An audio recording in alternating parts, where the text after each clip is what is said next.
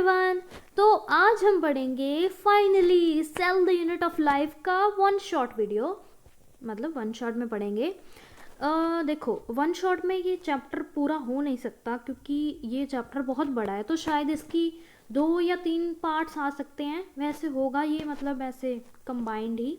और ये ना मेरे वाले नोट्स हैं, इसमें ना बहुत एक्स्ट्रा दिया हुआ है, तो वह प्राणी जो एक्स्ट्रा नहीं करना चाहते वह इस वीडियो से दूर रहें। और कृपया सभी को अनुरोध है कि ये वीडियो 2x पर देखें। Thank you. चलो पढ़ते हैं। सेल होता है structural and functional unit of life, हमें पता है। अभी स्ट्रक्चरल का बता रही हूँ, स्ट्रक्चरल का बता रही हूँ कैसे है। सेल है, सेल से बना टिश्यू, टिश्यू बनाएगा organ, stomach, liver, pancreas etcetera. Organs, ये सभी ऑर्गन जुड़ के बनाएंगे डाइजेस्टिव सिस्टम। ऑर्गन सिस्टम जैसे बोल सकते हैं। सर्कुलेटरी में क्या आएगा, हार्ट, और तुम्हारी वेन्स आएंगी, आर्टरीज आएंगी, अयोटा आएगी, ठीक है। पल्मोनरी वाली आएंगी, इंफीरियर, और वो जो भी हैं वो सभी मिलके क्या बनाएंगी, सर्कुलेटरी। अरे मेन चीज़ तो भूल ही गई, ब्लड, वो भी आएगा। और इन्हीं सब सिस्टम्स को अगर हम जोड़ देंगे तो बनेगा ऑर्गेनिज्म, ठीक है। सेल बायोलॉजी, सेल बायोलॉजी होती है वह बायोलॉजी की ब्रांच जिसमें हम पढ़ते हैं सेल की स्ट्रक्चर के बारे में, उसे बोलते हैं सेल बायोलॉजी। करने की ज़रूरत नहीं है लेकिन फिर भी कर लो।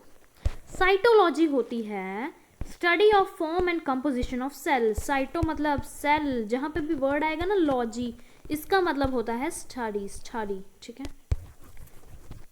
चलो, सेल्स आर टोटिपोटेंट, टोटियोपोटेंट, इसका मतलब होता है कि एक सेल के पास कैपेसिटी है एक नया ऑर्गेनिज्म या फिर एक पूरा ऑर्गेनिज्म कह सकते हैं वो बनाने की। टोटिपोटेंसी होती है सेल के पास एबिलिटी है डिवाइड करने की। टोटिपोटेंसी होती है एबिलिटी टू डिवाइड, ठीक है। तो इसका मतलब है every organism arise from single cell, single cell से हम आए हैं, एक सिंगल जाइगोट से आए हैं। It mean single cell has ability to grow whole organism. Single cell के पास कैपेसिटी होती है कि वो पूरा ऑर्गेनिज्म बना सकता है। जैसे स्पर्म एंड ओवम फ्यूज करके जाइगोट बनाए जो कि है एक सिंगल सेल, इसके पास एबिलिटी है पूरा ऑर्गेनिज्म बनाने की। तो ऑर्गेनिज्म जो सिंगल सेल से बने होंगे यूनिसेलुलर, जैसे अमीबा, पैरामीशियम, यूग्लिना, एंड जो बने होंगे मैनी सेल से मल्टीसेलुलर, ह्यूमन, बर्ड, ठीक है। सेल की डिस्कवरी के बारे में आते हैं, पढ़ते हैं। सेल को डिस्कवर किया सबसे पहले रॉबर्ट हुक ने 1665 में। तुम सोचो, उससे पहले तो किसी को सेल के बारे में पता ही नहीं होगा, है ना। कैसे होगी ना दुनिया। इसने डिस्कवर किया डेड सेल को, किससे, cork of Spanish oak tree से। उसने देखा हनी कॉम्ब लाइक स्ट्रक्चर, ऐसे ऐसे ना स्ट्रक्चर थी उसमें, ऐसे ऐसे। ये ना डेड सेल्स थे, क्या थे, डेड सेल, ठीक है। उसने उसको नाम दिया सेलुला। सेलुला का मतलब होता है स्मॉल कंपार्टमेंट्स, मतलब छोटे छोटे छोटे छोटे कंपार्टमेंट दिखे ना ऐसे हनीकॉम्ब जैसे, तो उसने उसको कंपार्टमेंट्स बोल दिया, ठीक है। अभी हम उसको क्या बोलते हैं, सेल बोलते हैं। इसने इस सारी राम कहानी के बारे में अपनी एक किताब में लिखा जिसका नाम है माइक्रोग्राफिया, ठीक है। ये सब एनसीईआरटी में नहीं है, ये एक्स्ट्रा है। तुम्हें अगर करना है तो कर सकते हो, नहीं करना तो रहने दो। इसका नाम याद कर लेना, ये एनसीईआरटी में है। एंटन वॉन ल्यूवेनहॉक, इसने लिविंग सेल डिस्कवर किया था 1673 में। इसने डिस्कवर किया था इसको पॉन्ड वाटर में से। ये ना पता क्या कर रहा था, ये जा रहा था, इसको देखा छप्पड़ का पानी। छप्पड़ पता क्या होता है हिंदी में, क्या बोलते हैं, पौंड को क्या बोलते हैं हिंदी में, छप्पड़ बोलते हैं। हम पंजाबी में छप्पड़ बोलते हैं, मुझे हिंदी का नहीं पता। तो इसने देखा पौंड को, उसने जो पौंड वाटर था उसको देखा। फिर इसने पता क्या किया, बता दूं, इसने लगाई पौंड वाटर में डुबकी लगाई। इसने देखे बहुत सारे सेल्स, इसको ना ऐसे ही दिख जाते थे सेल्स, पता मजाक कर रही हूँ ये कहानी ऐसे ही बना रही हूँ मैं, ठीक है। इसने पॉन्ड वाटर से लिविंग सेल को डिस्कवर किया था। इसने पॉन्ड का वाटर लिया, उसको माइक्रोस्कोप के अंदर देखा तो इसको दिखे प्रोटोजोन्स दिखे, स्पर्म सेल्स कुछ दिखे, डब्ल्यूबीसी, आरबीसी, इन सबको इसने डिस्कवर किया। पॉन्ड सेल में इनको कुछ और लिविंग सेल्स दिखे थे। लेटर रॉबर्ट ब्राउन जो था उसने न्यूक्लियस डिस्कवर किया, ये भी एनसीईआरटी में है, इंपॉर्टेंट है। फिर एक सेल थ्योरी आई, किसने दी? मैथियस गैकोव श्लेडिन 1838 और थियोडोर श्वान इन 1839। ये थे बॉटनिस्ट। कौन से बॉटनिस्ट? जर्मन। और ये जूलॉजिस्ट, कौन से जूलॉजिस्ट? ब्रिटिश। ठीक है। जो ये हैं श्लेडिन, इन्होंने बोला कि all plants are made up of cells, और इन्होंने बोला कि all plants and animals are made up of cell. इन्होंने ये भी बोला था, इधर थोड़ा सा और तरीके से लिखा हुआ है, इन्होंने ये भी बोला था कि जो प्लांट्स होते हैं उनके बाहर एक सेल वॉल होती है जो कि एनिमल सेल्स में नहीं होती। तो जो सेल वॉल है वो कैरेक्टरिस्टिक फीचर है किसका? प्लांट्स का। और इन दोनों की थ्योरीज को हमने 1839 में कंबाइन किया। We combined this theory. We, तुमने नहीं करा, मैं नहीं करा है, ठीक है। All plants and animals are made up of cell, ये थ्योरी बनी लास्ट में कि सभी प्लांट्स एंड एनिमल्स सेल से बने होते हैं। एंड प्रोडक्ट ऑफ सेल, ये भी लिखना था, प्रोडक्ट ऑफ सेल, सेल के प्रोडक्ट से बने होते हैं। All cell arise from pre existing cell, ओमनी सेलुला ई सेलुला, बहुत इंपॉर्टेंट है, देखो स्टार, ये किसने दिया? Rudolf Virchow 1855। ये भी इंपॉर्टेंट है कि सभी सेल पहले से जो सेल पड़े होते हैं उसी से आए हैं, डिवाइड होके आए हैं। All cells and its components are together and do functions with each other, सभी जो सेल्स होते हैं और उनके जो कंपोनेंट्स होते हैं वो इकट्ठे होके काम करते हैं, एक दूसरे के साथ कर सकते हैं, अलग अलग कर सकते हैं। एक्सेप्शंस भी हैं कुछ इस सेल थ्योरी की। एक्सेप्शंस ये हैं, पहली वायरसेस वाली, वो ए सेलुलर होते हैं। वायरसेस क्या होते हैं? ना तो ये लिविंग होते हैं ना ये नॉन लिविंग होते हैं, इनके पास दोनों तरह के फीचर्स होते हैं। ये ए सेलुलर होते हैं, इनके पास कोई भी सेल नहीं होता, सिर्फ प्रोटीन, जेनेटिक मटेरियल, बस। आरबीसी एंड सीव ट्यूब्स, ये भी, इनके पास भी न्यूक्लियस नहीं होता। बैक्टीरिया, साइनोबैक्टीरिया मतलब ब्लू ग्रीन एल्गी, इनके पास भी न्यूक्लियस नहीं होता। अभी बैक्टीरिया, साइनोबैक्टीरिया, न्यूक्लियस क्यों नहीं होता? इसके पास न्यूक्लियस नहीं होता, इनके पास होता है न्यूक्लियोइड। याद आया कुछ? सब भूले पड़े हो, सब भूले पड़े हो, करो याद। On the basis of nucleus cell are of, दो तरह के सेल हमने पढ़े थे, प्रोकैरियोट एंड यूकैरियोटिक सेल, जिनके पास प्रिमिटिव न्यूक्लियस है जो कि बैक्टीरिया में होता है, पुराने वाला जिसमें कोई भी मेम्ब्रेन नहीं होती। जिसमें मेम्ब्रेन होगी वो होगा eukaryotic organism which has true nucleus. True nucleus क्यों बोला? क्योंकि उसके पास न्यूक्लियर मेम्ब्रेन होगी और सेल ऑर्गेनेल्स भी होंगी, सारी मेम्ब्रेन बाउंड वाली। मोनेरा के बाद सभी किंगडम जो आते हैं वो उसमें क्या होता है? Eukaryotic cell. अभी किंगडम कौन कौन से मोनेरा के बाद आएंगे? प्रोटिस्टा, फिर फंजाई, फिर प्लांटी, फिर एनिमिलिया, ठीक है, ये सब आएंगे। सेल के साइज के बारे में, स्मॉलेस्ट सेल माइकोप्लाज्मा इतने का है, PPLO pleuropneumonia like organism, bacteria की ये 3 दिए हुए हैं, वायरसेस की इतनी है, जो ये ना इधर आगे पीछे हो सकता है। तुम एनसीईआरटी में जो भी सेल साइज जितने के भी लिखे हो, इधर ज़्यादा लिखे हैं, जितने भी एनसीईआरटी में लिखना है तुमने वही याद करने हैं, वही एग्जैक्ट वैल्यू याद करनी है, ठीक है। यूकैरियोट्स का दिया हुआ है 10 to 12 माइक्रोमीटर हो सकता है। आरबीसी का इतना डायमीटर, ये इंपॉर्टेंट है, एनसीईआरटी में है। किडनी, स्किन, इंटेस्टाइन में इतना डायमीटर हो सकता है। लॉन्गेस्ट सेल नर्व सेल इतने इसकी लेंथ है। ह्यूमन एग सेल का इतना डायमीटर है। लार्जेस्ट ऑस्ट्रिच एग, ये भी दिया हुआ है, इंपॉर्टेंट है। ये नहीं, कल्ला ये वाला, इसका ये वैल्यू नहीं दी हुई, ये चाहे मत करो। सेल की शेप, सेल की शेप के बारे में पढ़ते हैं। आरबीसीज जो होते हैं वो होते हैं बाइकनकेव डिस्क शेप होते हैं, ठीक है, मैंने तुम्हें दिखाया था एनसीईआरटी की डायग्राम में। डिस्क शेप बाइकनकेव इसलिए होते हैं क्योंकि इनके पास प्रोटीन होता है स्फेरिडियन, इसलिए वो ऐसे शेप के होते हैं। जो आरबीसीज हैं ये बोन मैरो में बनते हैं और ये मरते हैं स्प्लीन में। स्प्लीन तुमने सुना होगा, इसको हम ग्रेवयार्ड ऑफ आरबीसी भी बोलते हैं, ग्रेवयार्ड ऑफ आरबीसी, ठीक है।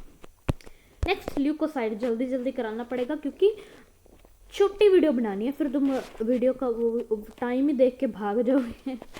वाइट ब्लड सेल्स, ल्यूकोसाइड के होते हैं वाइट ब्लड सेल, ये बोन मैरो में प्रोड्यूस होते हैं। ये इर्रेगुलर डिस्क शेप के होते हैं। इर्रेगुलर को हम अमीबॉइड भी बोल सकते हैं। और ये इसका नंबर दिया है 9K to 11K, K का मतलब 1000, 9000 to 11000 हो सकता है। नर्व सेल जो होते हैं स्टार लाइक होते हैं, ऐसे देखो, डेंड्राइट हैं, ये एक्सोन है, ये इसको सेल बॉडी बोलते हैं, इसको क्या बोलते हैं नहीं पता ना, उल्लू कहीं के, पढ़ के आना। मसल सेल्स होते हैं थ्रेड लाइक, ये देखो ये थ्रेड है। Egg cell and fat cell जो होते हैं राउंड टू ओवल होते हैं, फैट सेल होंगे राउंड, ओवल होंगे एग वाले, ऑस्ट्रिच का अंडा होगा। अमीबॉइड सेल इर्रेगुलर शेप के होंगे। एपिथेलियल सेल पॉलीगोनल, ये वैसे पॉलीगोनल भी हो सकते हैं कि बहुत सारे टाइप्स हैं। एपिथेलियल जो पॉलीगन होंगे उसमें एक प्रोटीन होगा केराटिन प्रोटीन। अभी ये देखो, अभी शेप्स आएंगी बैक्टीरिया की, मैंने तुम्हें 4 बताई थी। स्फेरिकल जो होती है जिसे हम बोलते हैं कोकस, वही लिखते हैं कोकस वाली, कोकस, बैसिलस, विब्रियो एंड स्पाइरल। कोकस वाली होती थी स्फेरिकल मतलब गोल वाली, बैसिलस होती थी रॉड लाइक ऐसी सी, विब्रियो कॉमा शेप्ड ये वाली, स्पाइरल ऐसे ऐसे, ठीक है। अभी देखो जो स्फेरिकल होते हैं उसे हम बोलते हैं कोकस, कोकस बोलते हैं ना ये वाली को। 2 स्फेरिकल जुड़ जाएंगे तो हम उसे बोलेंगे डिप्लोकोकस। अगर ऐसे चेन बन जाएगी जुड़ जुड़ के तो हम उसे बोलेंगे स्ट्रेप्टोकोकस। अगर ऐसे चेन्स आपस में जुड़ जाएंगी तो उसे बोलेंगे स्टेफाइलोकोकस। अभी ये नाम तुमने सुने होंगे, Streptococcus pneumonia, diplococcus pneumonia, staphylococcus के भी बहुत सारे नाम सुने होंगे तुमने शायद, क्योंकि मुझे नहीं पता तुम पढ़ते हो या नहीं। नहीं पढ़ते तुम उल्लू कहीं के। हाँ तो ये होते हैं, ये याद कर लेना, ये मतलब ऐसे इम्पोर्टेंट नहीं है बट तुम्हारी नॉलेज के लिए। ये रॉड शेप्ड होते हैं बैसिलस, ये spiral shaped spirillum, vibrio comma shaped हो गया। अभी टाइप्स ऑफ सेल करते हैं, ये वही है ऑर्गेनाइजेशन, ये यूकैरियोट प्रोकैरियोट हो गया है बच्चों। आगे आते हैं हम प्यारे प्यारे दुलारे दुलारे प्रोकैरियोटिक सेल पर। सेल जल्दी कराओ दीदी, जल्दी कराओ, हमारे पास टाइम नहीं है, तुम बड़ा इतने जाते हो कहीं पर। देखो सबसे पहली लेयर, इधर तुम्हें दिखेगा ही नहीं मैंने क्या क्या बनाया हुआ है, काचा माचा मारा हुआ है। ये देखो ये है ग्लाइकोकैलिक्स, ये या तो बहुत थिक हो सकती है या थिन हो सकती है। थिक होगी तो बोलेंगे कैप्सूल, थिन होगी तो बोलेंगे स्लाइम लेयर। 2 तरह की बताई थी मैंने तुमको। ग्लाइकोकैलिक्स के बाद ये जो है लेयर, ये है सेल वॉल की। सेल वॉल बनी होती है पेप्टिडोग्लाइकन की, ये हेट्रोपॉलीसेकेराइड्स होते हैं। इसकी लिंकेज बताइए, ग्लाइकोसिडिक लिंकेज। इसको जो सेल वॉल को ब्रेक करता है एंजाइम वो है लाइसोजाइम, ठीक है। उसके बाद ये जो लेयर है जिसमें इनफोल्डिंग्स बनी हुई हैं, इनफोल्डिंग्स वाली लेयर कौन सी होती है? Plasma membrane. कहाँ पे लिखी है? ये रही, ये इसको लेबल कराओ प्लाज्मा मेम्ब्रेन। और ये किसकी बनी होती है? लिपिड बाइलेयर की, बीच में इसके होते हैं प्रोटीन्स। सिमिलर होती है प्लाज्मा मेम्ब्रेन यूकैरियोट से। ये लंबा सा जो है ये वाला, ये है फ्लैजेला, ठीक है। और मीजोसोम्स के बारे में बात करते हैं। मीजोसोम होती है इनफोल्डिंग्स ऑफ प्लाज्मा मेम्ब्रेन, ये हेल्प करती है डिवीजन में भी और रेस्पिरेशन में भी। आगे पढ़ेंगे, इधर ऐसे लिखा हुआ है थोड़ा समझने के लिए, थोड़ा आइडिया हो जाए इसीलिए। और ये देखो ये जो बॉडी तुम्हें दिख रही है ये है प्लाज्मिड। इसे हम सर्कुलर डबल स्टैंडर्ड डीएनए कहते हैं, सर्कुलर होता है। ये 2 तरह का होता है, F gene, R gene. F होता है जो रिप्रोडक्शन में हेल्प करता है, बहुत बार पढ़ा लिया मैंने, अभी मैं नहीं बताऊंगी तुम्हें। आर रेजिस्टेंस देता है एंटीबायोटिक से। साइटोप्लाज्म ऐसा ही है। ये इंक्लूजन बॉडीज बताई हुई, ये रिजर्व फूड को रिजर्व करने में हेल्प करती हैं। ये फिम्ब्रिये लगे हुए हैं, फिम्ब्रिये ये किस में हेल्प करते हैं? एडेजन में, मतलब किसी सबस्ट्रेटम के साथ जुड़ने में हेल्प करते हैं। ये राइबोसोम्स दिख रहे होंगे, राइबोसोम्स प्रोकैरियोट्स में होते हैं 70s, यूकैरियोट्स में होते हैं 80s। S means Svedberg's constant. ये पिलाई दिख रही होगी तुमको, पिलाई किस में हेल्प करती है? रिप्रोडक्शन में। और ये न्यूक्लियोइड, ये देखो ये देखो ये देखो, स्प्रिंग जैसा न्यूक्लियोइड, इसमें कोई भी मेम्ब्रेन नहीं है, ठीक है। ये है प्रोकैरियोटिक सेल। इधर देखो F पॉजिटिव F नेगेटिव लिखा है, वो F वाला जो प्लाज्मिड था ना, पॉजिटिव होगा तो मेल या फिर डोनर बोलेंगे, नेगेटिव होगा तो फीमेल या फिर रिसिपिएंट बोलेंगे। ये मेल अपना प्लाज्मिड डबल करके ना एक इसको दे देता है, तो ये भी क्या बन जाती है? मेल बन जाती है, क्योंकि इसके पास भी आ गया। तो यही है फिर। चलो ऊपर ऊपर नहीं, कहाँ जाना था, नीचे जाना था ना। हाँ, अभी हम पढ़ते हैं कुछ लाइनें प्रोकैरियोटिक सेल के बारे में। इनका डीएनए नेक्ड होता है। नेक्ड का मतलब मैंने बताया था तुमको कि इनके डीएनए में हिस्टोन प्रोटीन्स एसोसिएटेड नहीं होते हैं इनके जेनेटिक मटेरियल के साथ, इसीलिए नेक्ड होता है। ये मिलता है हमें साइटोप्लाज्म में। इसकी ना वोल थोड़ी ऐसे कर दूं, है इतनी ठीक है। इसको हम न्यूक्लियोइड भी बोल सकते हैं, जीनोपोर भी, न्यूक्लियर बॉडी भी बोल सकते हैं, ज़्यादा ही होगी, इतनी ठीक है। बहुत सारे प्रोकैरियोट्स में extra cellular double standard DNA होता है, जिसे हम प्लाज्मिड बोलते हैं, बहुत बार पढ़ लिया है। प्रोकैरियोटिक सेल बहुत छोटा होता है, एज इतना माइक्रोमीटर वाइड एंड इतना लॉन्ग। ये करने की ज़रूरत नहीं है। ये इधर लिखा है MCQ स्टार लगाया हुआ है, मतलब ये इम्पॉर्टेंट है। सेल वॉल जो है बैक्टीरिया में प्रेजेंट होती है, लेकिन इसकी एक्सेप्शन है माइकोप्लाज्मा, PPLO भी जैसे बोल सकते हैं, इसमें सेल वॉल नहीं होती है। इससे क्वेश्चन आ सकता है, आया भी हुआ है, तो इसीलिए ये इम्पोर्टेंट है। इधर MCQ भी लिखा हुआ है मैंने, देखो कितनी मैं वो थी ना अच्छी बच्ची। फ्लैजुला भी प्रेजेंट होता है, हमने देखा है कुछ बैक्टीरिया में पिलाई फिमरे भी प्रेजेंट होते हैं। राइबोसोम 70S होंगे। S का मतलब स्वेडबर्ग सब यूनिट या sedimentation coefficient. Membrane bound organelle absent होगी। मेम्ब्रेन बाउंड ऑर्गेनेली के इधर नाम लिखे हुए हैं। कंपोनेंट ऑफ बैक्टीरिया सेल, अभी पढ़ते हैं कंपोनेंट्स कौन कौन से हैं। सबसे पहले सेल एनवेलप, बाहर वाले इनकी कवरिंग्स के बारे में पढ़ेंगे। सबसे पहले ग्लाइकोकैलिक्स, जो कि दो तरह की होगी, स्मूथ वाली जो एक होगी स्लाइम और एक होगी कैप्सूल। एक होगी थिन और एक होगी थिक। सेल वॉल होगी, फिर plasma membrane, cell envelope. Glycocalyx outermost layer है, दो पार्ट्स हो सकते हैं, इनर आउटर। इनर वाली होगी स्लाइम, आउटर वाली कैप्सूल। इनर लेयर जो होती है वो बनी होती है पेप्टिडोग्लाइकन की, इसको हम एस लेयर या स्लाइम लेयर भी बोल सकते हैं। ये लूज शीट होती है और ये एसिडिक अमाइन से रिच होती है। ये बैक्टीरिया की सेल वॉल को प्रोटेक्ट करती है। आउटर लेयर जो होती है थिक कैप्सूल होती है, कार्बोहाइड्रेट रिच होती है। ये म्यूसिलेज की बनी होती है कार्बोहाइड्रेट की, ठीक है। अभी बात करते हैं सेल वॉल के बारे में। सेल वॉल क्या बताती है? शेप ऑफ सेल्स, सेल की शेप को मतलब ऐसे बना के रखती है। ये रिजिड होती है, ये बनी होती है म्यूरिन की, इसको पेप्टिडोग्लाइकन म्यूरिन को ही बोलते हैं, ठीक है। इसकी वॉल इतने नैनोमीटर थिक होती है ग्राम पॉजिटिव बैक्टीरिया में। अभी ग्राम पॉजिटिव और नेगेटिव मैंने तुम्हें बताया था जब मैंने तुम्हें पढ़ाया था सेल वॉल के बारे में, या फिर पता नहीं कौन से में पढ़ाया था, उसमें आया था, तो उधर मैंने पढ़ाया था NCERT से। तो आगे भी आएगा, आगे भी पढ़ाऊंगी। और इसकी जो स्ट्रेन होती है ग्राम वाले ने जो बनाई थी, क्रिस्टियन ग्राम, वो भी पढ़ाऊंगी, आगे आएगी वो कैसे करते हैं, ठीक है। ये जो ग्राम पॉजिटिव होते हैं उसकी वॉल इतनी नैनोमीटर, ये इंपॉर्टेंट नहीं है, ऐसे ही बस लगाए हुए हैं इधर। तो also it is single layered and smooth. ये NCERT में नहीं है तो आपके लिए भी इंपॉर्टेंट नहीं है, ठीक है। लेकिन अगर आपको एक्स्ट्रा करने की वो चुल मच रही है तो आप कर सकते हैं। सेल वॉल ग्राम नेगेटिव कितनी होती है? कॉम्प्लेक्स होता है, डबल लेयर होता है। ग्राम नेगेटिव देखो कॉम्प्लेक्स होता है, डबल लेयर होता है, मतलब इसमें क्या होंगे, दोनों लेयर्स प्रेजेंट होंगी, स्लाइम वाले भी और कैप्सूल वाले भी, ठीक है। कॉम्प्लेक्स तभी तो होगा ना, तभी तो इसमें कोई भी मतलब इसको मारना इतना मुश्किल नहीं है, इसको मारना बहुत ईजिली, अरे सॉरी गलत बोल दिया, इसको मारना बहुत मुश्किल है, इसको मारना बहुत ईजी है, ठीक है। बैक्टीरियल सेल वॉल बनी होती है डिफरेंट कंपाउंड्स की। पेप्टिडोग्लाइकन की है तो दो होंगे इसके, वो नैग एंड नैम, और ये जुड़ जुड़ के इधर देखो ये जुड़े हुए हैं। और ये इसकी लिंकेज बताइए, बीटा 1 to 4 या बायोमोलिक्यूल्स में पढ़ोगे, ये क्या है बीटा। प्लाज्मा मेम्ब्रेन जो होती है सेमी परमिएबल होती है, इसको हम प्लाज्मा लेमा सेल मेम्ब्रेन भी बोल सकते हैं। लिपिड प्रोटीन कार्बोहाइड्रेट की होती है। इसकी इनफोल्डिंग होती है जिसे मीजोसोम बोलते हैं। सेल डिवीजन में हेल्प करती है, रेस्पिरेशन, सेल वॉल फॉर्मेशन में हेल्प करती है। ये इंपॉर्टेंट है क्योंकि NCERT में दिया है और ये पूछा भी गया है। ये माइटोकॉन्ड्रिया की तरह बिहेव करती है क्योंकि माइटोकॉन्ड्रिया भी हेल्प करता है रेस्पिरेशन में और ये भी हेल्प करती है रेस्पिरेशन में।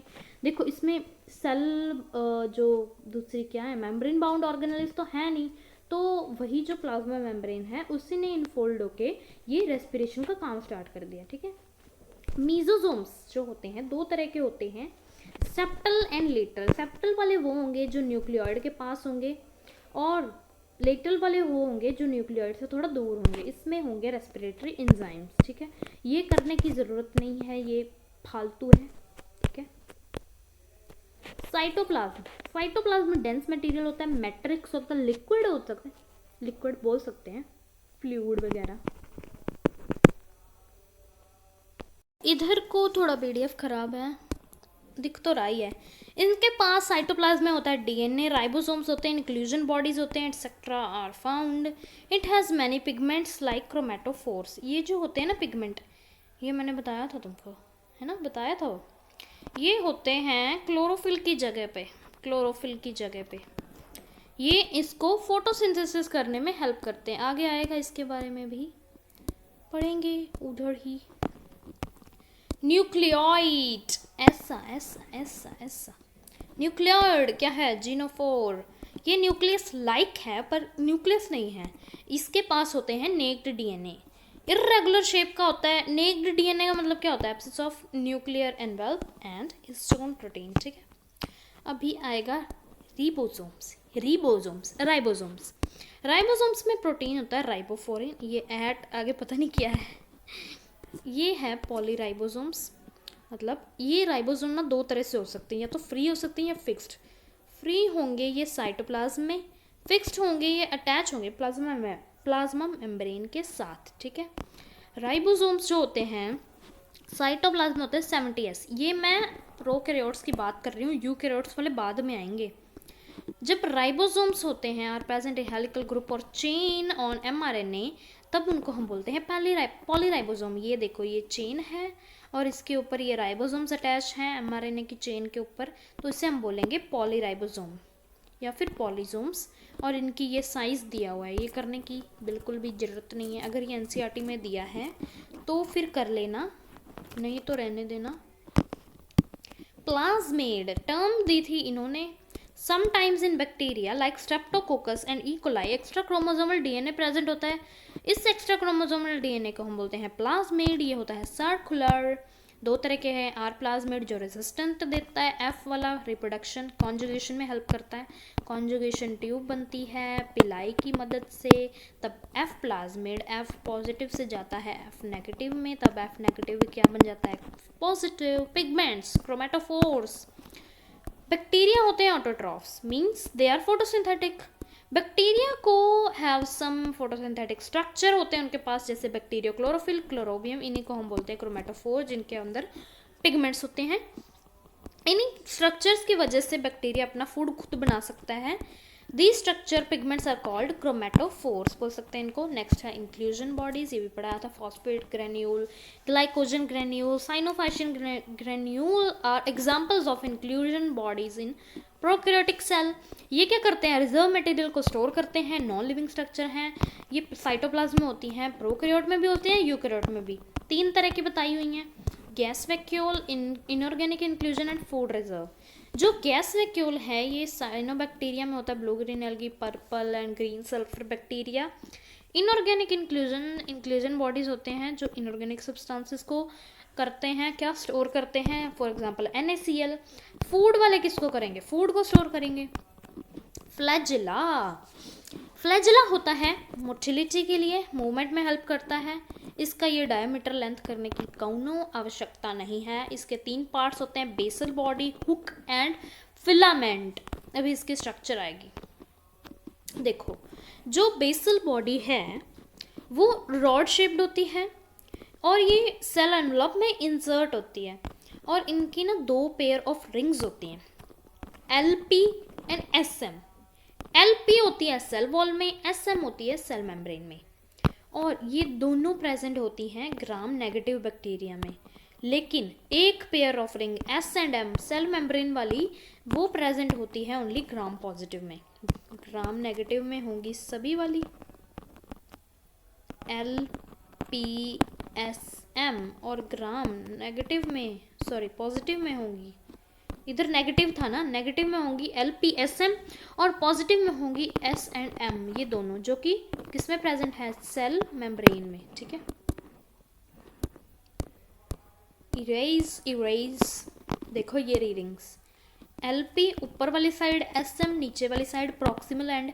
अरेंजमेंट इसका होता है MSPL is from cell membrane to outward. इधर सेल मेम्ब्रेन है, पहले आएगी MS, ये सेल मेम्ब्रेन पूरी होगी, फिर ये सेल वॉल है, इधर आएगी PL, ये इधर का बता रहे हैं MSPL, इधर से आएंगे अंदर, बाहर से अंदर आएंगे तो LPSM, अंदर से बाहर जाएंगे तो MSPL। ठीक है, ये है डायग्राम फ्लैजेला की। ये नीचे है बेसल बॉडी, ये है हुक, थिकेस्ट पार्ट है, और ये है फिलामेंट, ये ऐसे रोटेट करता है। L का मतलब है लाइपोपॉलीसेकेराइड रिंग, P का मतलब है पेप्टिडोग्लाइकन रिंग, S है सुपर मेम्ब्रेन, M है अकेली मेम्ब्रेन। ये S और M ग्राम नेगेटिव में है, पॉजिटिव में, और ये चारों हैं ग्राम नेगेटिव में। ठीक है, ये प्लाज्मा मेम्ब्रेन में है दोनों, और ऊपर वाली दोनों सेल वॉल में है। ये डिस्टल प्रॉक्सिमल बेसल बॉडी है। हुक जो है वो बेसल बॉडी के बाद आता है, ये पहले बेसल बॉडी, फिर हुक, फिर filament. Hook is followed by filament, hook के बाद आएगा filament. Hook is tube like structure, ये कनेक्ट करता है फिलामेंट को बेसल बॉडी के साथ, थिकेस्ट पार्ट है फ्लैजेला का। अब इधर देखो, ये नीचे है बेसल बॉडी, इधर ये इसको कनेक्ट करने के लिए लगे हुए हैं, ये है हुक और ये है फिलामेंट। ठीक है, फिलामेंट के बारे में पढ़ते हैं। फिलामेंट लॉन्ग होता है, ट्यूब लाइक होता है, और ये टर्बुलेंस कॉज करता है लिक्विड मीडियम में। ये बना होता है फ्लैजेलिन प्रोटीन का, याद कर लेना। टोडोडुन टोडोडुन टोडोडुन, फिब्री और पिलाई। Sometimes bacterial cell wall tiny projections are present called villi or fimbriae. कुछ बैक्टीरियल सेल वॉल में छोटी प्रोजेक्शंस प्रेजेंट होती हैं, जिसे हम पिलाई या फिम्ब्रे बोलते हैं। पिलाई बनी होती है पिलिन प्रोटीन की, और फिम्ब्रे बनी होती है फिम्ब्रिलिन प्रोटीन की। इसमें डिफरेंस देखो, ये इसकी प्रोटीन बता दी मैंने। ये जो पिलाई है ये हेल्प करती है जेनेटिक मटेरियल एक्सचेंज करने में from one cell to other cell. इसे हम पैरासेक्सुअल रिप्रोडक्शन बोल सकते हैं। कॉन्जुगेशन में होता है, ये कॉन्जुगेशन ट्यूब बनाती है पिलाई, और एक प्लाज्मिड को दूसरे बैक्टीरिया के प्लाज्मिड में ट्रांसफर करती है। ठीक है, और ये हेल्प करती है, फिम्ब्री जो है वो हेल्प करती है एडेशन में, यानी कि वर्क्स लाइक फेविकोल, चिपका ले सैया, ऐसे वाला। They are present in gram negative bacteria. Pili जो है ग्राम नेगेटिव में होती है, और फिम्ब्रे नेगेटिव पॉजिटिव दोनों में होती है, कोई भेदभाव नहीं करती। पिलाई 1 से 4 पर सेल हो सकती हैं, ये 300 से 400 पर सेल हो सकती हैं। अभी आएगा ग्राम स्टेनिंग। ग्राम स्टेनिंग जो है सेल वॉल ग्राम पॉजिटिव और ग्राम नेगेटिव दोनों की, इनको हम बैक्टीरियल स्टेनिंग कराते हैं। इसकी क्रिस्टन ग्राम ने दी थी on the basis of cell wall को, हमने इससे डिवाइड किया था नेगेटिव और पॉजिटिव में। Gram has developed a technique to differentiate Gram positive and negative hi bacteria, क्या ही बोल रही हूँ मैं। ग्राम पॉजिटिव एंड फिर से ग्राम पॉजिटिव एंड नेगेटिव बैक्टीरिया में डिफ्रेंशिएट करा है ग्राम ने, एक टेक्निक बनाई है स्टेनिंग करने वाली। इसका प्रोसीजर देखते हैं। Step 1, take a clean slide which has bacteria. पहले बैक्टीरिया लेना है, 2 स्लाइडें ले लो तुम, ऐसे करके ना 2 स्लाइडें ले लो। एक में है ग्राम पॉजिटिव वाला, एक में है ग्राम नेगेटिव वाला। ठीक है, दोनों को तुमने दी क्रिस्टल वॉयलेट स्टेन दी, दोनों को दी। ये जेंटियन वॉयलेट स्टेन है, 30 सेकंड्स के लिए देनी है। दोनों बैक्टीरिया क्या बन गए, पर्पल। आयोडीन ट्रीटमेंट देना है फिर दोनों को 1 मिनट के लिए, 0.5% होना चाहिए आयोडीन। इसको आयोडीन दिया 1 मिनट के लिए, इसको भी दिया, और फिर इनको डीकलराइज कर दिया अल्कोहल से। 95% अल्कोहल थी उसमें, उससे हमने इसको डीकलराइज, इसका कलर निकाल दिया। कुछ बैक्टीरिया बन गए पर्पल ही रहे, मतलब उनका कलर नहीं गया। कुछ बैक्टीरिया का कलर चला गया, वाइट बन गए। फिर हमने क्या करा, वैसे तो इधर ही रिजल्ट पता चल जाता है, पर हमें ज़्यादा चुल है, हमें और कलर बनाने हैं, तो हमने सैफ्रेनिन स्टेन, जिसे ऑरेंज रेड कलर की होती है, वो वाली स्टेन ली। तो हमने पर्पल वाले को दिया तो वो पर्पल ही रहे, वाइट वाले को दिया तो वो ऑरेंज बन गए। जो पर्पल वाले हैं वो हैं ग्राम पॉजिटिव, ऑरेंज वाले हैं ग्राम नेगेटिव। ये स्फेरिकल होते हैं जनरली, और ये रोड शेप्ड होते हैं जनरली। ये मत कहना कि इधर ये क्यों आया। आप एग्जांपल्स देख लो पर्पल वाले की, Lactobacillus, Streptococcus, Staphylococcus. Streptococcus, Staphylococcus का पता चल गया होगा कौन से होते हैं। ग्राम नेगेटिव बैक्टीरिया में E coli, Pseudomonas, Azotobacter, Rhizobium, Xanthomonas, Agrobacteria et cetera. अभी इसका डिफरेंस देख लो। पॉजिटिव वाले पर्पल कलर के होते हैं, मीन्स दे अटेन स्टेन, इनके पास स्टेन होता है ये डीकलराइज या ऑरेंज रेड कलर के हो जाते हैं।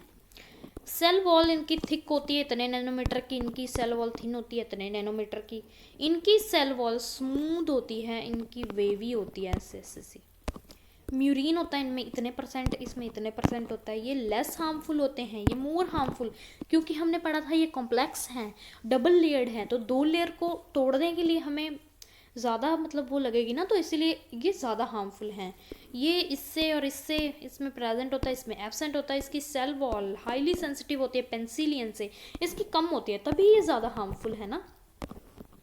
आगे है eukaryotic cell. Eukaryotic cell plants and animals आयस में ट्रू न्यूक्लियस होता है। यूकैरियोटिक सेल में ऑर्गेनाइज न्यूक्लियस है, सेपरेल मेम्ब्रेन कवर ऑर्गेनेलिस हैं मेम्ब्रेन बाउंड। मुनेरा को छोड़ के बाकी सभी हैं यूकैरियोटिक। प्लांट सेल में सेल वॉल होती है, प्रोटोप्लास्ट होता है, प्रोटोप्लाज्म माइनस सेल वॉल। देखो इधर मुझे लगता है थोड़ा गलत लिखा है। प्रोटोप्लाज्म जो होता है ना, प्रोटोप्लाज्म वो होता है प्रोटोप्लास्ट माइनस सेल वॉल, ठीक है, ये होता है।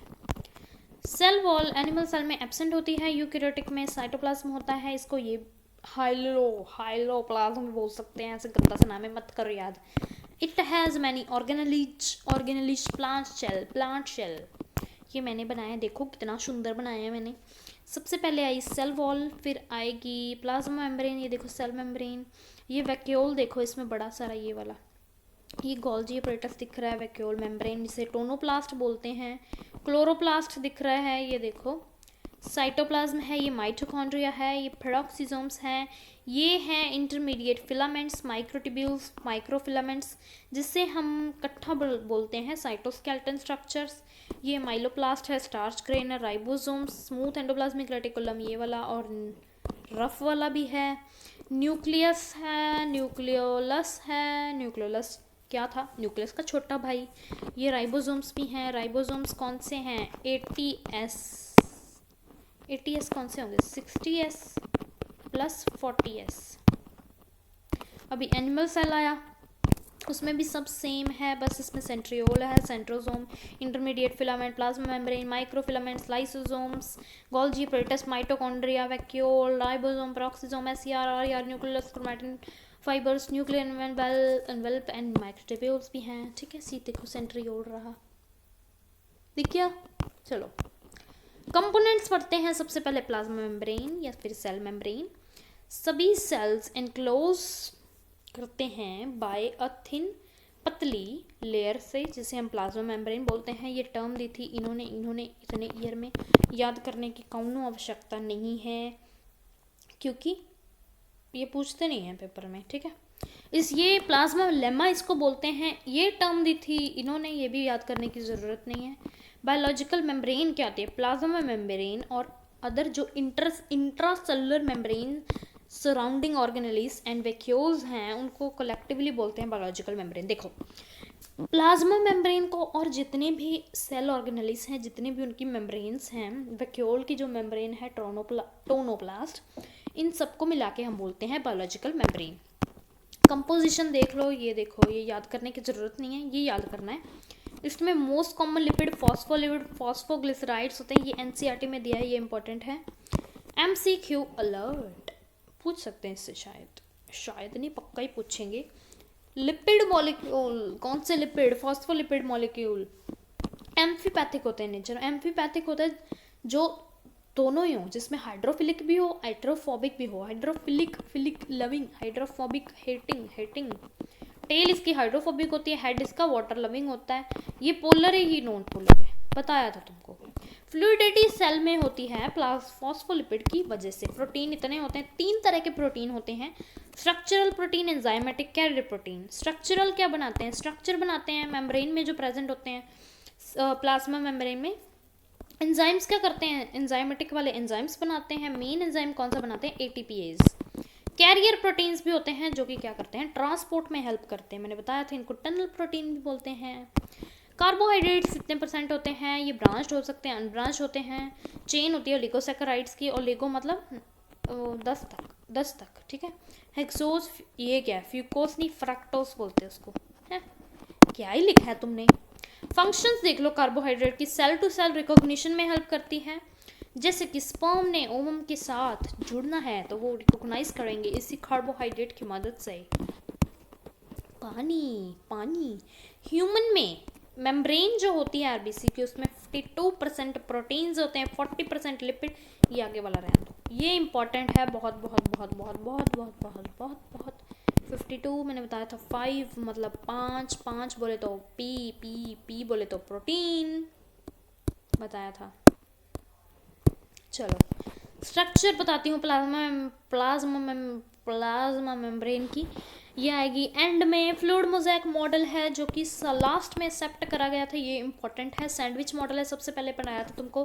3 लेयर्स होती हैं, डिप्सन एंड डेनियल दे दिया। प्लाज्मा मेम्ब्रेन बनी होती है 3 लेयर की। Lipid is a sandwich between 2 layers of proteins. अरे इसने तो उल्टा लिखा है।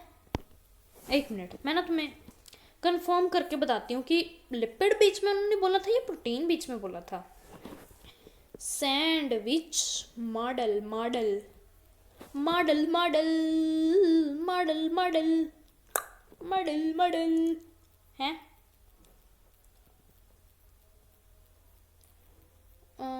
इधर आ नहीं रहा है।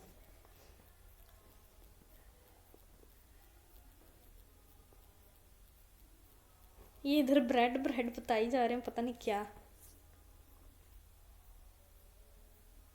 सैंडविच मॉडल में प्रोटीन बीच में था या लिपिड? लिपिड प्रोटीन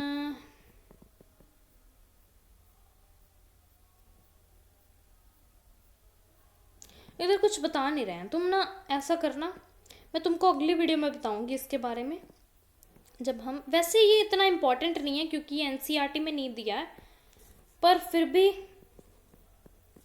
देखेंगे, ठीक है। Unit membrane concept on the basis of thickness, Robertson ने दिया था, इसे थिकनेस बताई हुई, ये करने की बिल्कुल आवश्यकता नहीं है। आगे चलते हैं। Fluid mosaic model most accepted model है, सिंगर एंड निकोलसन ने दिया है। प्लाज्मा मेम्ब्रेन जो है वो बनी होती है प्रोटीन एंड फॉस्फोलिपिड की। प्रोटीन्स कौन से होते हैं? अल्फा ग्लोबुलर प्रोटीन्स होते हैं। इनकी ना 3D स्ट्रक्चर होती है।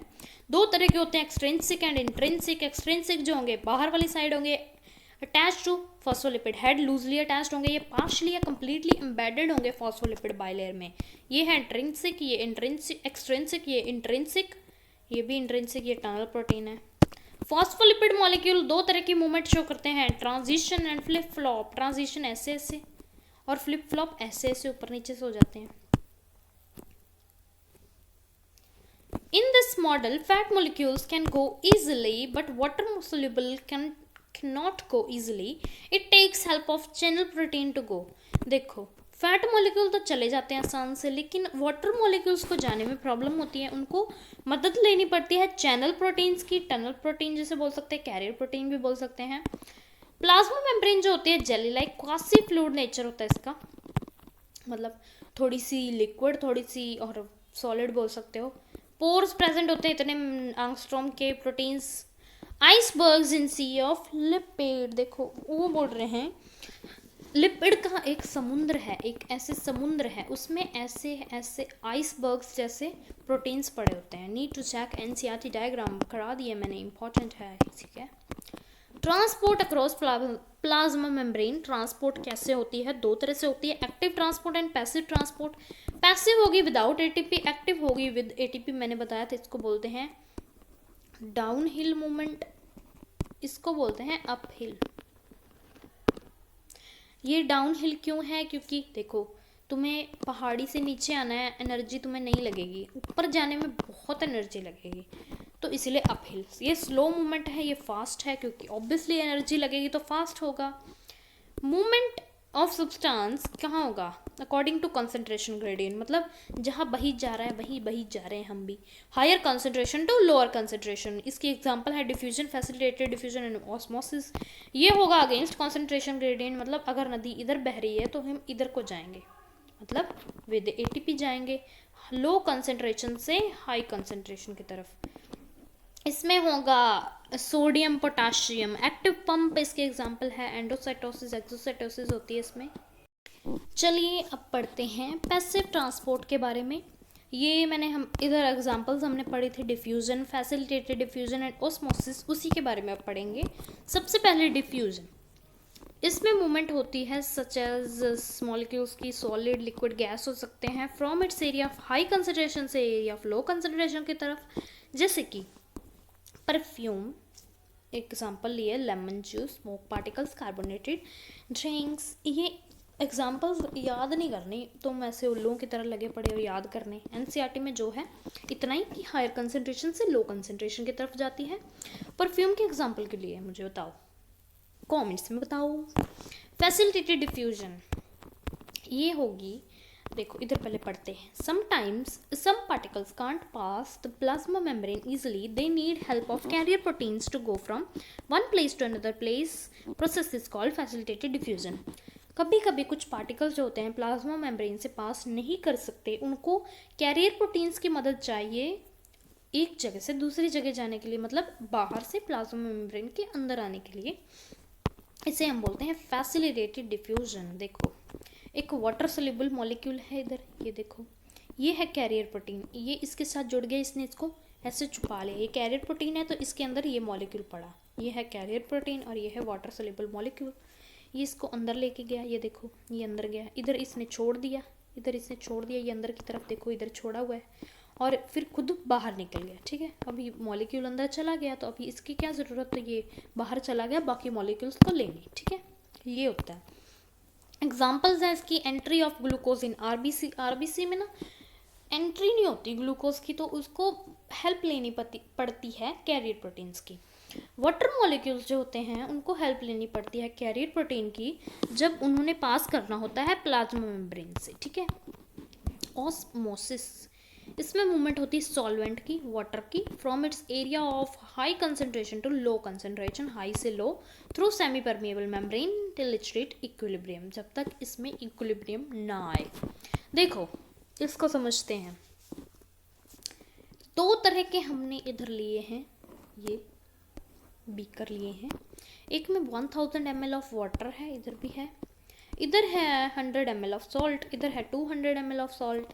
सॉल्ट की कंसंट्रेशन कहाँ ज़्यादा है, इधर जाता है ना, इधर इधर इधर, तो इधर सोल्यूट ज़्यादा है, सोल्यूट क्या है ज़्यादा है, इधर सोल्यूट क्या है कम है, कम है। ठीक है, अभी सॉल्यूशंस की बात हम करते हैं, इधर ही आएगा hypotonic solution, a solution that lower solute concentration than another solution, water particles will move into the cell। देखो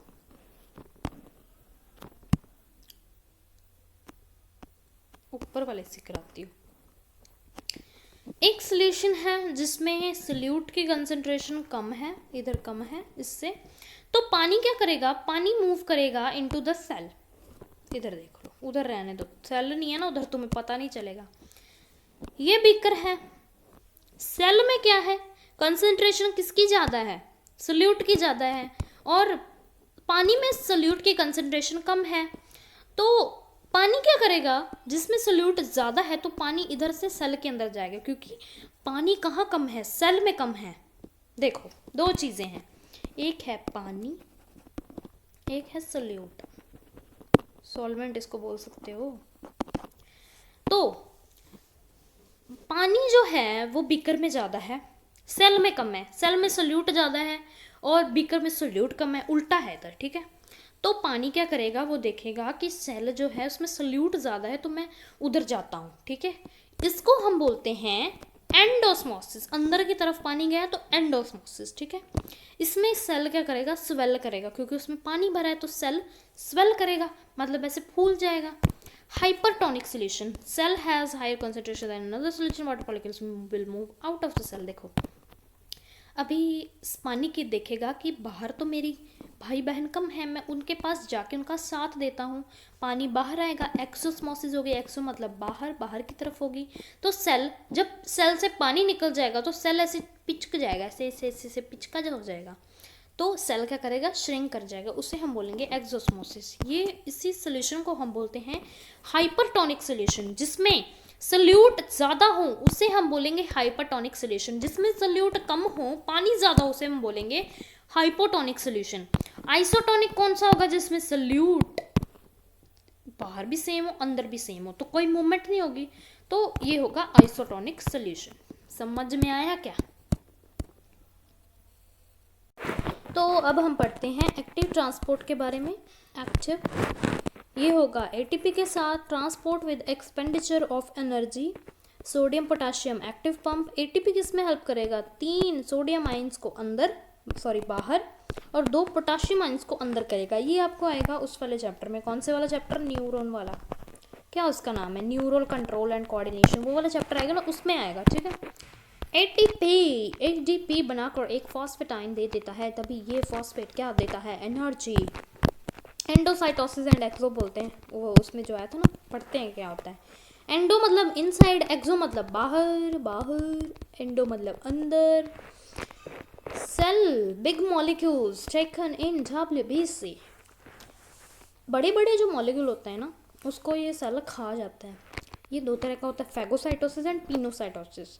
अगर पीना मतलब पानी लिक्विड का जो होगा, लिक्विड को अगर ये खाएगा तो पिनोसाइटोसिस होगा, सॉलिड को खाएगा तो फैगोसाइटोसिस।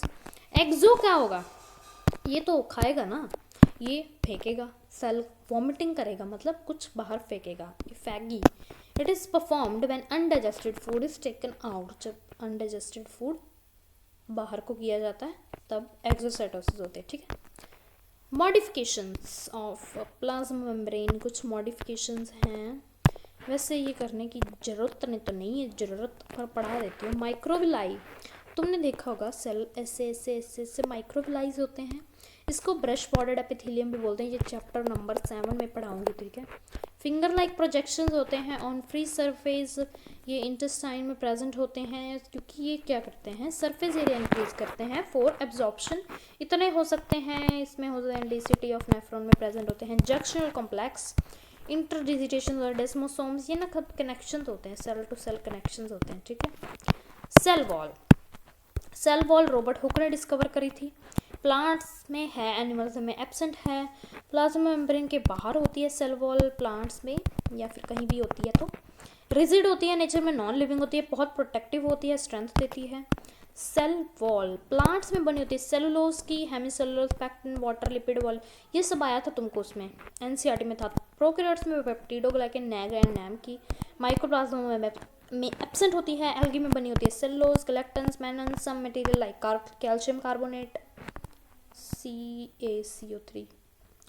काइटिन की बनी होती है। फंजाई में काइटिन कुछ का पॉलीमर होता है, सिर्फ नैग का। अगर नैग एंड नैम जुड़ जाएं, नैग नैम चेन बना दे तो बनेगा पेप्टिडोग्लाइकन प्रोकैरियोट्स की। ठीक है। अभी देखो, अभी हम पढ़ते हैं सेल वॉल किसकी बनी होती है। इसमें मैट्रिक्स होता है, माइक्रोफिब्रिल्स होते हैं एंड कुछ डिपोजिशन होती है। मैट्रिक्स में क्या होगा? पानी होगा, पैक्टिन होगा, हेमिसेलुलोज एंड ग्लाइकोप्रोटीन्स होंगे। पैक्टिन हेल्प करेगा सेल वॉल को हाइड्रेट करने में, हेमिसेलुलोज करेगा बाइंड करने में, और ग्लाइकोप्रोटीन करेंगे माइक्रोफिब्रिल को अरेंज करने में। ठीक है। माइक्रोफिब्रिल्स हमने पढ़े थे, थ्रेड लाइक ऐसे स्ट्रक्चर होते हैं, ऐसे हो सकते हैं, ऐसे या ऐसे रेज होती हैं। दीज आर स्ट्रक्चरल एलिमेंट होते हैं, सेल वॉल के स्ट्रक्चर बनाते हैं, और ये बने होते हैं सेलुलोज के।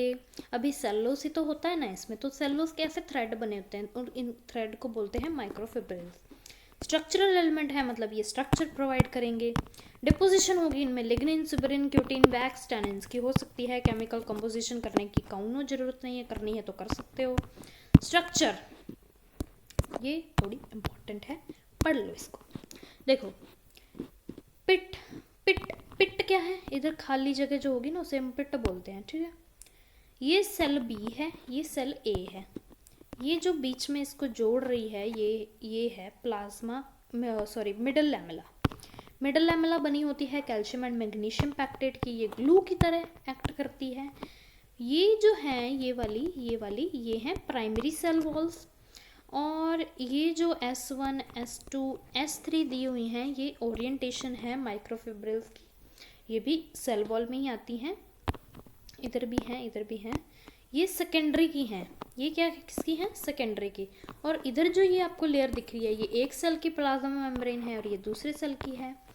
अभी इधर ये जो दिख रही है ना तुमको, ये बीच में ये है पिट मेम्ब्रेन, ये मिडल लैमेला और सेकेंडरी सॉरी प्राइमरी वाले जो सेल वॉल है इसको जोड़ के बनती है। ये ज़्यादा इसमें हेमिसेलुलोस होता है और सेलुलोस कम होता है इसमें।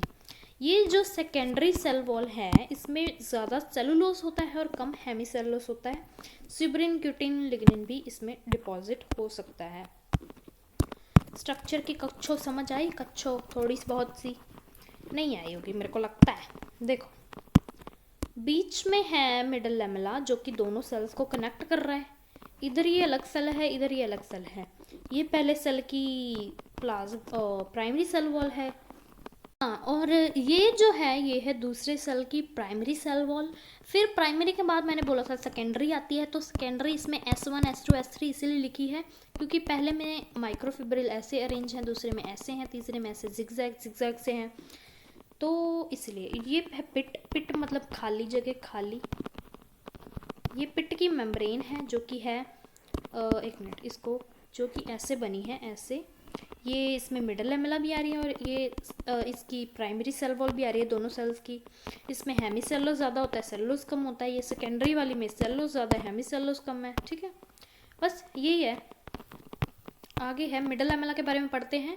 2 एडजेसेंट सेल्स में प्रेजेंट होती है, ग्लू की तरह एक्ट करती है, कैल्शियम एंड मैग्नीशियम पैक्टेट से बनी होती है। इंपॉर्टेंट है, पूछ लेते हैं। और ये किस में हेल्प करती है? फ्रूट्स को सॉफ्ट करने में हेल्प करती है, ठीक है। Primary cell wall meristematic cell होते हैं जिनके पास सिर्फ प्राइमरी सेल वॉल होती है क्योंकि उसमें सेकेंडरी ग्रोथ नहीं होती। जब सेकेंडरी ग्रोथ होती है तब बनती है secondary cell wall. Regular deposition of material of primary cell wall is called interception. जब इसमें डिपोजिशन होनी स्टार्ट हो जाती है उसे हम बोलते हैं interception. Thin and elastic in nature होती है। देखो इधर ऐसे इंटरसेप्शन होती है, ऐसे अंदर वाली ऐसे ऐसे। डिपोजिशन जो सेकेंडरी सेल वॉल की होती है उसे हम बोलते हैं एक्रेशन। अभी पिट्स की बात करते हैं, 2 तरह की होती है, सिंपल वाली और बॉर्डेड। ये सिंपल है ऐसे, बॉर्डेड ऐसे थोड़ी सी डिज़ाइन वाली होगी। सिंपल होगी एंजियोस्पर्म में और बॉर्डेड होगी जिम्नोस्पर्म में। ये वैसे याद करने की बिल्कुल भी ज़रूरत नहीं है, करना है तो कर लो, आगे आ सकता है। फंक्शन ऑफ सेल वॉल होते हैं शेप, सेल को शेप देता है, टर्जिडिटी देता है। एपोप्लास्ट पाथवे ऑफ वाटर, ये एपोप्लास्ट एंड सिम्प्लास्ट आपको आएगा चैप्टर जो आपका है ट्रांसपोर्टेशन, उसमें ये पानी को ट्रांसपोर्ट करने का एक मेथड है। एंजाइमेटिक रिएक्शंस होते हैं इसमें। क्यूटिन जो होता है सेकेंडरी सेल वॉल में वो हेल्प करता है prevention of loss of water, water को प्रिवेंट करता है, इसका लॉस ना हो इसको इसलिए बचा के रखता है। लिग्निन जो है वो मैकेनिकल स्ट्रेंथ प्रोवाइड करता है। ये इसमें दोनों डिपॉजिट होते हैं सेकेंडरी सेल वॉल में, ठीक है। साइटोप्लाज्म के बारे में बात करते हैं। ट्रांसबर्गर इसने दी थी। और ये न्यूक्लियस है, ये सेल और ये साइटोप्लाज्म है। ये जेली लाइक होता है, सेमी सॉलिड होता है। ये सेम होता है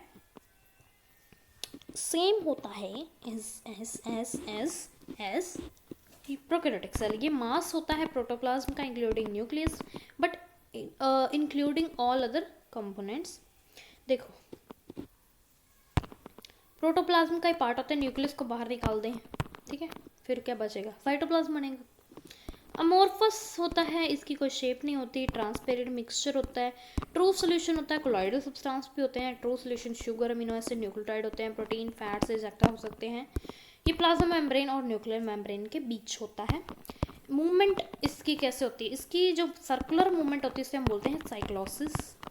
ये रोटेशनल होती है, मतलब यूनि डायरेक्शनल, एक डायरेक्शनल हो सकती है। सर्कुलेशन मल्टीपल डायरेक्शन में भी हो सकती है। कंपोनेंट्स सोल एंड जेल होते हैं।